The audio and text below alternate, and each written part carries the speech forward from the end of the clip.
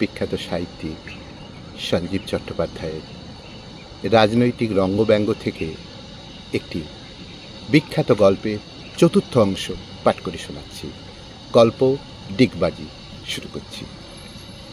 আজকাল আবার নির্বাচনের যারা ক্যান্ডিডেট হন তারা নিজের ছবিসহ চকচকে ঝকঝকে কাগজে নানা স্তোদবাক্য ভরা একটা হ্যান্ডবিল দিয়ে যান। মুখে চওড়া হাসি, হাত দুটো সামনে বাড়িয়ে দেবেন যেন বিগলিত করুণা জাহ্নবী যমুনা। সঙ্গে যারা আসবেন তাদের বিভিন্ন রকমের চেহারা, যেন পুতুল নাচের জীবন্ত পুতুল।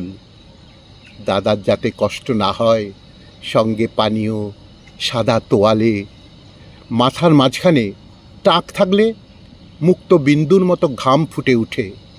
সঙ্গে সঙ্গে কোনো মোহিনী নরম তোয়ালে দিয়ে সেটা মুছে দেওয়ার চেষ্টা করেন। কথা সেই এক, আমরা, একমাত্র আমরা বর্তমানের এই অবস্থা থেকে মুক্ত করতে পারি। বেকারের চাকরি, অসুস্থের চিকিৎসা, শুকনো গাছে সবুজ পাতা, আম গাছে আম, জাম গাছে জাম, লিচু গাছে লিচু, পাখির কুজন, চতুর্দিকে সুজন, সুন্দরীর ত্বকের মতো সুন্দর মসৃণ রাস্তা, গালফোলা শিশুর দল, খিলখিলে হাসি। মনে পড়ে না আপনার? ধনধান্যে পুষ্পভরা আমাদের এই বসুন্ধরা। সকালবেলা ঘুম থেকে উঠে দেখবেন দরজার বাইরে 3টে ব্যাগ, চাল, ডাল, আটা। মেয়ের বিয়ে দেবেন?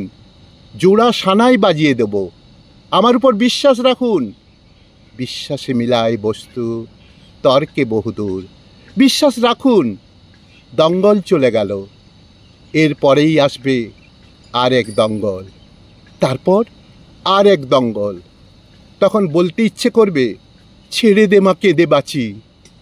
ঘুম আসে না রাতে, কিন্তু প্রকৃতির নিয়মে আর একটা সকাল আসবে।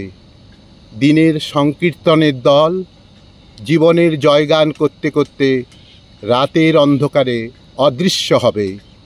আমাদের পাড়ায় ধনঞ্জয়বাবু আশাবাদী মানুষ, বয়স হলেও এখনও বেশ স্টাউট। কখনো কারোর দায়িত্ব নিয়েছেন বলে মনে হয় না। তিনি কেবল বলবেন, ভাবছো কেন?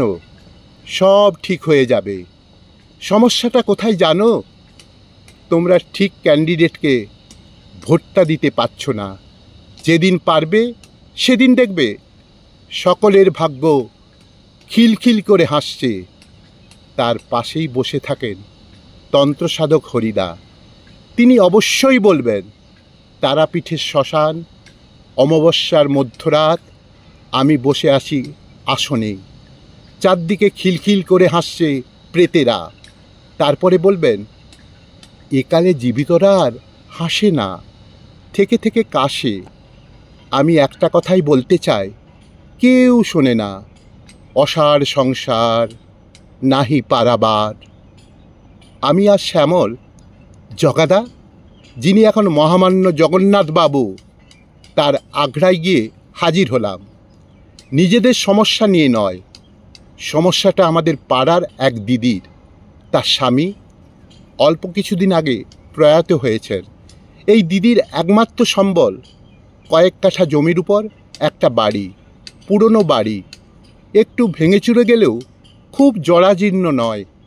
আমাদের ছেলেবেলায় এই বাড়ি ছিল ভারী জমজমাট। এরা ছিলেন বৈষ্ণব। মাঝে মাঝে কীর্তনিয়ারা আসতেন।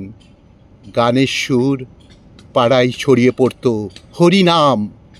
এদের বাড়িতে ছিল রাধাকৃষ্ণের অপূর্ব একটি মূর্তি। মূর্তিটি ভদ্রলোক জয়পুর থেকে আনিয়েছিলেন। এটি কি পাথর দিয়ে তৈরি তা বলতে পারবো না, তবে মূর্তিটার চারপাশে একটা গোলাপি আভা ছড়িয়ে থাকত। জগাদার এক চেলা এখন প্রমোটার। সে এই বাড়িটার প্রমোটারি করবে। তার হাতে যেসব দাবাই আছে তার প্রয়োগ শুরু হয়েছে। জগাদাও এক মস্ত প্রমোটার। আমরা গিয়ে প্রসঙ্গটা তুলতেই তিনি অমায়িক হেসে বললেন, তোমরা একজোড়া বুদ্ধু।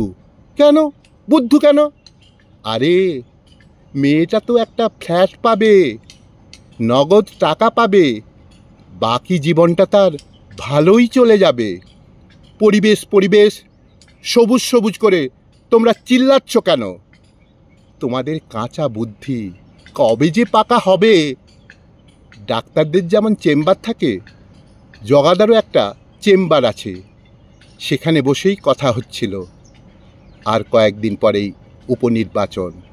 একজন এমএলএ হঠাৎ রং পাল্টে আরও কিছু লাভের আশায় পদত্যাগ করেছে। ওই আর কি, পর্দা চেঞ্জ করেছে, সা থেকে রেতে গেছেন। নির্বাচনের দিনক্ষণ ঘোষণা হয়ে গেছে। আজকাল আবার সুষ্ঠু নির্বাচনের জন্য যতজন ভোটার ঠিক ততজন নিরাপত্তা দেওয়ার নির্দেশ দেয় নির্বাচন কমিশন। তারা সব স্কুলে স্কুলে আস্তানা গাড়ে, দিন কয়েকের জন্য লেখাপড়া শেখে। এবারের নির্বাচনে একজন অভিনেত্রী জগাদার দলের প্রার্থী হয়েছেন। তিনি বক্তৃতায় খুব একটা পারদর্শী নয়, কিন্তু তার স্টকে ভোটারদের মনোরঞ্জনের জন্য অন্য সব অস্ত্র আছে। এখন আবার নিয়ম হয়েছে, ক্যান্ডিডেটরা সদলে প্রত্যেক বাড়িতে হানা দেন। কিছু দূরে প্রায় ৩০০ বছরের প্রাচীন এক কালীবাড়ি। সেখান থেকে একটা হৈ হৈ শব্দ ভেসে এলো। ব্যাপারটা কি ঘটল দেখার জন্য আমি আর শ্যামল কালীবাড়ির সামনে গিয়ে দেখি একটি দল কালীবাড়ি ঘেরাও করেছে। কালীবাড়ির সামনে গিয়ে দেখি একটি দল কালীবাড়ি ঘেরাও করেছে।